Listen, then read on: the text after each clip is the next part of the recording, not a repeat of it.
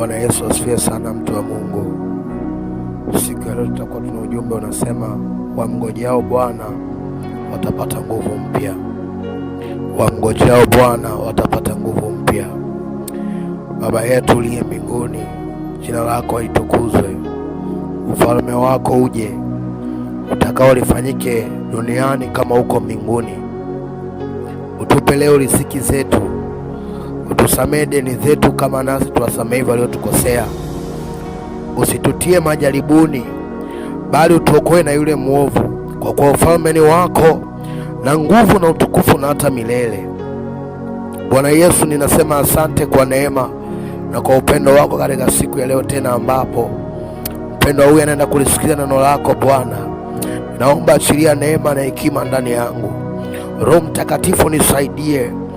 Roho Mtakatifu nipe hekima ya kuzungumza na mtumwa wako. Najiachilia mikononi mwako Baba, kwa uweza na kwa nguvu za Roho Mtakatifu. Nimeomba na kuamini na kushukuru, amen. Wamngojao Bwana watapata nguvu mpya. Kitabu cha Isaya sura 40 ule mstari wa 29 na 31. Isaya sura 40 ule mstari wa 29 na 41, wa 29 mpaka wa 31. Nitasoma kama ilivyoandikwa. Wapa nguvu wasimiao, umwongezea nguvu yasiyekuwa na uwezo. Hata vijana watazimia na kuchoka, na wanaume vijana wataanguka. Bali wao wamngojao Bwana watapata nguvu mpya. Watapanda juu kwa mbawa kama tai, watapiga mbio wala hawatachoka, watakwenda kwa miguu wala hawatazimia. Angalia, anasema bali wao wamngojao Bwana watapata nguvu mpya. Watapanda juu kwa mbawa kama tai, watapiga mbio wala hawatachoka, watakwenda kwa miguu wala hawatazimia. Angalia, kumngoja Bwana maana yake nini? Kumngoja Bwana maana yake ni kusubiri kwa kutulia, kwa kulitazamia jambo fulani litokee. Kungoja maana yake ni kusubiri kwa kutulia, kulitazamia jambo fulani litokee. Kungoja ni kusubiri kwa kutulia, kwa kulitazamia jambo fulani litokee. Lakini kumngoja Bwana maana yake umefika mahali, huenda uliishaanza safari au bado haujaanza safari, lakini unasubiri sauti na ukombozi wa Bwana. Kumngoja Bwana maana yake ni kwamba umefika mahali, huenda ulishakuwa umeanza safari yako au bado haujaianza, lakini unasubiri sauti au ukombozi wa Bwana. Maana yake nimeanza safari, nimeenda mahali, nimeona hapa ni mwisho wangu, kwa akili zangu sitatoboa, kwa uwezo wangu sitafika. Unasema Bwana, na kungoja wewe unitoe hapa, na kungoja Bwana unipiganie hapa. Ama hujaanza safari kabisa ya jambo lolote, yamkini ni kwenye masomo, yamkini ni kwenye biashara, yamkini kwenye chochote kile unachokifanya, kwenye huduma, popote pale unamngoja Bwana. Unamwambia Bwana, kwa neno lako nitakwenda, kwa neno lako Bwana nitakwenda. Angalia, kumngoja Bwana kuleta mambo manne. Kumngoja Bwana kuleta mambo manne. Jambo la kwanza, huleta nguvu mpya. Anasema watapata nguvu mpya. Wamngojao Bwana watapata nguvu mpya. Unapomngoja Bwana unakuwa na kikiso la kupata nguvu mpya. Pale ambapo umezimia, umechoka, umekata tamaa, ndipo Bwana anatokeza msaada wake, ndipo Bwana anakuja kukuinua. Kwa hiyo namba moja, matokeo ya kumngoja Bwana kwa maombi, kwa neno, kwa kufunga. Unafunga, unaomba, unamwambia Bwana, hili jambo limekuwa kikwazo, huyu mtoto wangu amekuwa kikwazo, masomo yangu Bwana yamekuwa ni kama vile mwiba kwangu, kila nikijitahidi sifikii malengo. Angalia, anasema unapata nguvu mpya ya kuendelea mbele na safari yako. Lakini namba mbili, kupanda juu kwa mbawa kama tai. Angalia, kupanda juu kwa mbawa kama tai. Angalia, kwa nini kamfanisha na tai? Anasema kupanda juu kwa mbawa kama tai. Kitabu cha Kutoka sura ya 19 mstari wa 4, Mungu anasema akawachukua wana wa Israeli kutoka Misri, akawabeba kama kwenye mbawa za tai.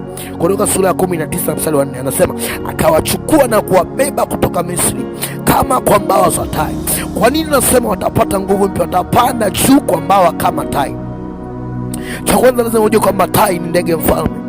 Tai ndio mfalme wa ndege wote wa ulimwenguni. Tai Kwa sababu gani? Tai ana sifa zifuatazo. Sifa ya kwanza, tai ni mnyama mwenye nguvu, ni mnyama mwenye uwezo mkubwa, anaweza akanyakua kitu kikubwa. Lakini pia namba mbili, kwa nini katufanisha na tai? Kwamba mngojeo Bwana watapanda juu kwa mbawa kama tai. Kwa sababu tai huwa anatumia zoruba yake ili kupaa juu. Tai huwa hapendi kupaa sehemu yenye utulivu. Ndio maana tai unamkuta anakaa sehemu yenye maporomoko makubwa, sehemu ya juu sana ambapo upepo ni mkali. Kwa sababu gani? Kwa sababu tai huwa anatumia zoruba, ule upepo mkali ndio anaotumia kujimarisha kwenye ile zoruba. Ndipo tai anatanua mbawa zake, anatanua mabawa yake ili kuenda kupita katika ule upepo kwenye zoruba. Kwa hiyo manake sisi wapendwa tuliookoka, yale majaribu, zoruba ni majaribu, zoruba ni ziki, ni zake. Tunasema heri mtu yule majaribu yanapokuja kwake astahimilie. Angalia, manake yanapokuja majaribu, inapokuja dhambi, unapoishinda, manake hiyo ni zoruba. Unatumia majaribu yale ili kwenda viwango vya juu. Linapokuja swala la majaribu kwenye maisha ya huduma, kwenye maisha ya masomo, kwenye maisha ya chochote, kwenye familia, ndipo pale unapotakiwa kuonyesha kwamba kweli Bwana yupo pamoja na mimi. Jina la Bwana libarikiwe sana. Kwa hiyo ile zoruba inayokuja, yale majaribu yanayokuja, usikubali ya kuangusha, usikubali ya kupiga chini, bali atumia yale majaribu kama advantage ya kwenda viwango vingine. Tumia majaribu kama advantage ya kwenda viwango vingine. Anapoinuka watu kukusema vibaya, yale ni majaribu, ni dhoruba. Yatumia yale wale wanavyokusema vibaya, wewe ndio mtafute Bwana, wewe ndio ongeza bidii, ongeza juhudi. Zinapoinuka vita, unapigwa vita kazini, unapigwa vita mahali na mahali, kwenye biashara, tumia sale majaribu kwenda kupandisha viwango vyako kwa Baba. Lakini pia utambue ya kwamba tai huwa anajitenga kwa muda ili kubadilisha manyoya yake. Tai ikifika miaka fulani, anasema ikifika miaka 40, tai akifikisha miaka 40 huwa anaenda sehemu, anajitenga, anakaa mbali, anabadilisha manyoya yake. Hii ni ishara ya kwamba muamini unayaacha maovu yako, unaenda kujitenga, unamwambia Bwana, nimekuja kwako.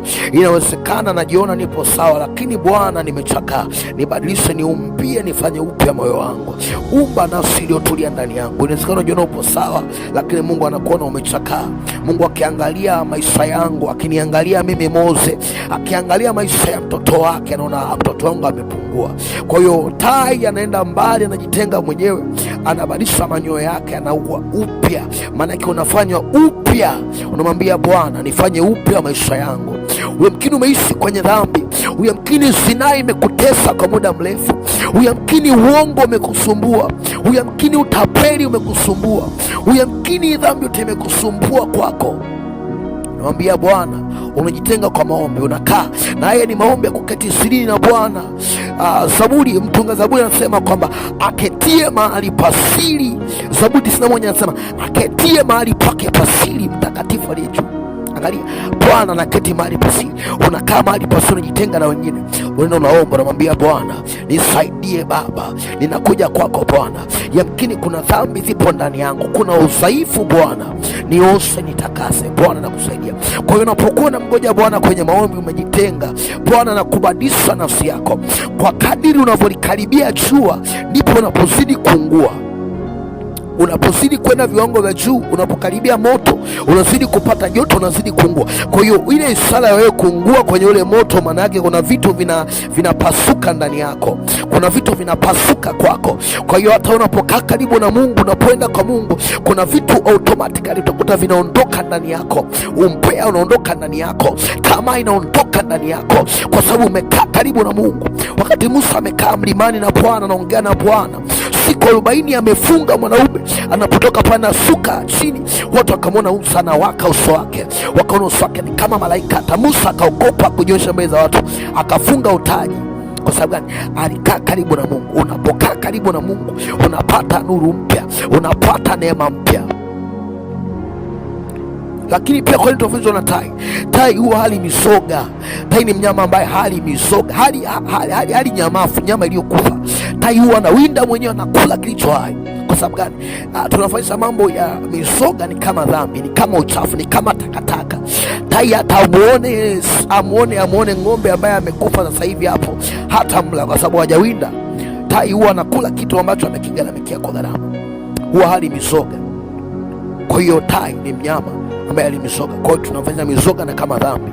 Kwa hiyo wewe kama muamini unayemngojea Bwana, dhambi zitaole ndani yako. Lakini pia kwa ndio tunafanya tai. Tai ni mnyama anayeona mbali sana. Maanake anaona mbali sana. Maanake wewe unayemngojea Bwana utakuwa na maono ya kujua kwamba hili jambo linaloenda kutendeka linaweza kaita 1, 2, 3. Kupitia namna hii ambayo unaenda mwenendo huu, naweza nikaikosa mbingu, naweza nikaharibu watoto wangu. Kwa namna ninavyoishi, kwa namna ninavyoongea, ninaweza nikamkatisha mwingine tamaa, ninaweza nikamvunja moyo mwingine. Kwa namna ninavyoishi na watu, kuna watu wananiangalia, wananitegemea mimi. Kuna watu wananiangalia mimi kama role model wao. Kwa hiyo unajua kabisa kwamba nikifanya hivi nitakuwa nimeyapoteza wengi. Ninaprovaa hivi, kuna watu wengi wananitazama kama mama, kama baba, kama kaka, kama dada, wananitazama. Kwa hiyo unakuwa na maono, unajua madhara utakachokifanya, madhara ambayo utakayoongea kwa watu wasiokoka, madhara ya zinaa utayaona, utajua nitakapofanya uasherati madhara yake ni haya. Mungu atusaidie sana. Lakini jambo la tatu anasema kupiga mbio bila kuchoka. Wakorintho wa kwanza sura ya 9 mstari 26 na 27 anasema mimi pia napiga mbio vivyo hivyo, sio kama sitaye. Wakorintho wa kwanza sura ya 9 mstari 26 na 27 anasema mimi pia napiga mbio vivyo hivyo, si kama sitaye. Napiga ngumi si kama piga hewa. Hautachoka katika chochote kile, katika huduma hautachoka, katika masomo hautachoka. Wengine wataanza masomo watakata tamaa, wataishia njiani. Wengine wataanza biashara ile biashara kama yako, wataishia njiani, mitaji itakufa. Wengine wataanza kazi ile watajiriwa kwenye kampuni ile watakata tamaa. Lakini wakati tamaa unasema nang'ang'ana na Bwana, aliyeniweka hapa ni Bwana. Hautachoka. Lakini pia namba 4, kutokuzimia. Misali sura 24 mstari wa 10 anasema azimiae siku ya taabu nguvu zake ni chache. Misali sura 24 mstari wa 10 anasema mtu akizimia siku ya taabu nguvu zake ni chache. Mtu akizimia siku ya taabu nguvu zake ni chache. Unapokuwa na mngoja Bwana unapata nguvu nyingine. Angalia kitabu cha Timotheo wa pili sura ya 4 mstari wa 10 mpaka 11. Timotheo wa pili sura ya 4 mstari wa 10 mpaka 11. Unapata nguvu mpya, hautazimia katika jina la Yesu. Timotheo wa pili sura ya 4 mstari wa 10 mpaka 11 anasema hivi. Timotheo wa pili sura ya 4 mstari wa 10 mpaka 11 anasema hivi. Anasema kwamba maana Dema aliniacha akiupenda ulimwengu wa sasa. Angalia, Dema aliniacha akiupenda ulimwengu wa sasa, akasafiri kwenda Thesalonike. Klete amekwenda Galatia. Tito amekwenda Dalmatia. Luka peke yake yuko hapa pamoja nami. Angalia, anasema Luka peke yake yupo pamoja nami. Angalia, yani katika wote waliotaja hapa kina Dema amesema wote wamemwacha, lakini yupo mmoja ambaye akuzimia kata tamaa. Paulo kuna wakati anasema alipokuwa kwenye Injili anakutana na nyuni wa angani, yani ndege wa angani wanataka kumshambulia, anakutana na ndege wakali wanataka kumshambulia, anatumia ushambulizi, lakini akakuzimia, anafungwa kwa minyororo. Anasema wote wameniacha, lakini Luka peke yake pamoja na mimi. Ukimngojea Bwana hautazimia, hautakata tamaa. Anasema ahadi ya Bwana hata ikikawia ingojee, hata ikichelewa ingojee. Hautakata tamaa. Hata kama umeomba kwa muda mrefu, umesaga kwa muda mrefu, hautakata tamaa. Usivunjike moyo mpendwa. Habakuki sura ya 2 ule mstari wa 3. Habakuki sura ya 2 ule mstari wa 3. Kitabu cha Habakuki sura ya 2 ule mstari wa 3. Habakuki sura ya 2 ule mstari wa 3. Habakuki sura ya 2 mstari wa 3. Habakuki sura ya 2 mstari wa 3 anasemaje? Habakuki sura ya 2 mstari wa 3 anasema Bwana akanijibu akasema, iandike njozi ukaifanye iwe wazi sana katika vibao, ili aisomaye apate kuisoma kama maji. Maana njozi hii bado ni kwa wakati ulioamriwa. Angalia, ni kwa wakati ulioamriwa. Yamkini umeomba leo Mungu akupe kitu, lakini kuna wakati ulioamriwa. Yamkini kuna mambo umemwomba Mungu, lakini kuna wakati Mungu ameuamuru. Sio kila wakati utakaoliomba utalipata. Angalia, asema wakati ulioamriwa.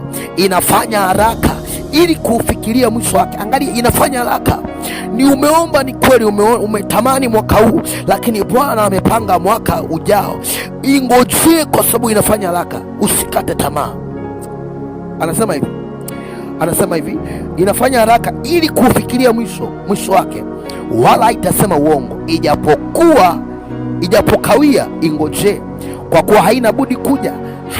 Ijapokawia ingojee. Ukimngojea Bwana hautakata tamaa. Mwambie Mungu, niuishe tena nafsi yangu. Yamkini kuna mahali umekata tamaa.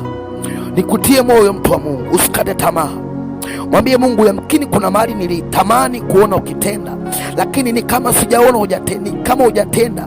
Mungu nisaidie, nipe kuvumilia, nipe kusubiri. Kuna wakati tunazikika kweli kweli. Kuna wakati kuna mambo unatamani kuyaona, unahisi kama Mungu amekuacha, unasema Eloi Eloi lama sabakthani. Mwambie Bwana, nisaidie niuishe maisha yangu, niuishe utu wangu wa ndani, uishe roho yangu, nikusubiri Bwana. Ratos kadia manta rekesotia bantarabakaya roketala bahuntala bakora basaya rikamantora basaitala bakoria ribobo saikamanta makaya robobo saikala bahana rabakaya ripaku saikataya rahisa pekanaina lainona sani mantaya robobo kolia masaikanaya roketala basaina manta roboka sana manta rakasata maya ripakusakataya radabasane mantaya robo saimantaya rotarapasaita rapakatona manta ribakatamakaya ikakatakatae rikakatakatamakata ropakatiapae ripasaita robobosaya inabasaya inamantana makai orabasai. Bwana, tunaomba neema, tuishe tena watoto wako Bwana kukungoja wewe katika nyakati zote, katika wakati wote. Tusichoke, tusikate tamaa Bwana, ijapokuwa majaribu yanakuja. Tupe roho ya saburi Bwana, tuvumilie na kukungoja kwa maombi. Tupe neema yako Bwana. Unasema atakayevumilia hata mwisho ndiye atakayeokoka. Tupe neema kuvumilia majaribu, maana unasema ili mtu yule majaribu yakija anayevumilia. Tupe neema Bwana, tupe msaada wako wa kushinda changamoto za dunia, wa kushinda uovu. Bwana tusaidie, neema yako ikae pamoja nasi. Roho Mtakatifu msaidie mpendwa huyu Bwana, neema yako. Yamkini kuna mahali amekata tamaa, aliposubiri hajaona. Mungu msaidie, Mungu wangu na Baba yangu, achilia neema kwenye maisha yake kwa uwezo na nguvu za Roho Mtakatifu. Jina lako libarikiwe Bwana. Neema yako na roho ya ibada na maombi kainuke ndani yake. Yamkini amekata tamaa kwenye upande wa kusoma neno, upande wa maombi, upande wa kufunga. Yamkini udhaifu wa mwili ukawa changamoto kwake. Achilia neema kwake tena kwa kufunga, kwa kuomba na kujitoa, katika jina la Yesu. Na kwa neema yako nimeomba nikiamini na kushukuru, amen. Mungu akubariki sana, ubarikiwe sana, ubarikiwe sana. Amen, amen.